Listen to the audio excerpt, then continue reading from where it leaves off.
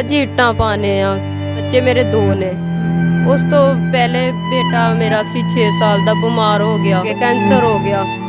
ਇਲਾਜ ਕਰਾਉਂਦੇ ਰਹੇ 6 ਸਾਲ ਤੱਕ ਨਹੀਂ ਹੋਇਆ, ਫੌਤ ਹੋ ਗਿਆ। ਕਿੰਨੀ ਦੇਰ ਹੋ ਗਈ ਫੋਟੋ? 2 ਸਾਲ ਹੋ ਗਏ ਨੇ।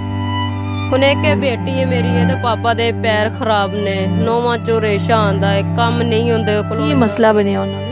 ਹਸਪੀਟਲ 'ਚ ਚੱਲ ਕੇ ਕੁਛ 1-2 ਦਫਾ ਮੈਂ ਬਿਮਾਰ ਹੋਈ ਹਾਂ। ਜੋ ਬੱਚਾ ਹੋਣ ਵਾਲਾ ਹੁੰਦਾ ਸੀ 6-7 ਮਹੀਨੇ ਹੁੰਦੇ ਸੀ, ਮੇਰੇ ਪੇਟ 'ਚ ਫੌਤ ਹੋ ਜਾਂਦਾ ਸੀ। ਮਤਲਬ ਮੇਰੇ ਬਲੱਡ ਪ੍ਰੈਸ਼ਰ ਦਾ ਮਸਲਾ ਹੈ, ਮੈਂ ਬੇਹੋਸ਼ ਹੋ ਜਾਂਦੀ, ਝਟਕੇ ਲੱਗਦੇ ਸੀ। ਕੁਛ ਮੇਰੇ ਬੇਟੇ ਦੀ ਵਜ੍ਹਾ ਤੋਂ ਅਸੀਂ ਹਸਪੀਟਲ 'ਚ ਜਾ ਕੇ ਇਹਦੇ ਪਾਪਾ ਦੇ ਪੈਰ ਖਰਾਬ ਹੋ ਗਏ, ਚੱਲ ਕੇ ਕੰਮ ਨਹੀਂ ਕਰ ਸਕਦਾ, ਨੌਵਾਂ 'ਚ ਉਹਦੇ ਰੇਸ਼ਾ ਆਉਂਦਾ ਹੈ। ਬੱਚੀ ਹੈ, ਮੈਂ ਆ, ਸਾਨੂੰ ਖਾਣ ਦਾ ਮਤਲਬ ਇਹ ਘਰ 'ਚ ਖਾਣਾ ਪਕਾਉਣਾ ਜੋ ਬਹੁਤ ਮੁਸ਼ਕਲ ਹੋ ਰਿਹਾ। ਗਰੀਬ ਬੰਦੇ ਆ, ਜੇ ਅਗਰ ਉਹ ਬਾਹਰ ਦਿਹਾੜੀ ਕਰਦੇ ਨੇ ਤਾਂ ਉਹਨਾਂ ਕੋਲੋਂ ਨਹੀਂ ਹੁੰਦੀ। ਉਹ ਹਿੰਮਤ ਨਹੀਂ ਰਹਿ ਗਈ। ਜਿਨ੍ਹਾਂ ਦਾ ਜਵਾਨ ਬੇਟਾ ਫੌਤ ਹੋ ਜਾਵੇ 12 ਸਾਲ ਦਾ, ਉਹ ਕੁਛ ਨਹੀਂ ਕਰ ਸਕਦਾ।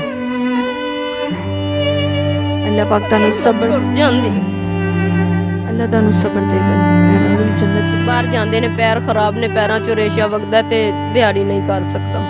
ਜੇ ਅਗਰ ਕਰਕੇ ਲਿਆਵੇਗਾ ਤਾਂ ਸਾਨੂੰ ਵੀ 2 ਮਾਵਾਂ ਧੀਆਂ ਨੂੰ ਖਵਾਏਗਾ।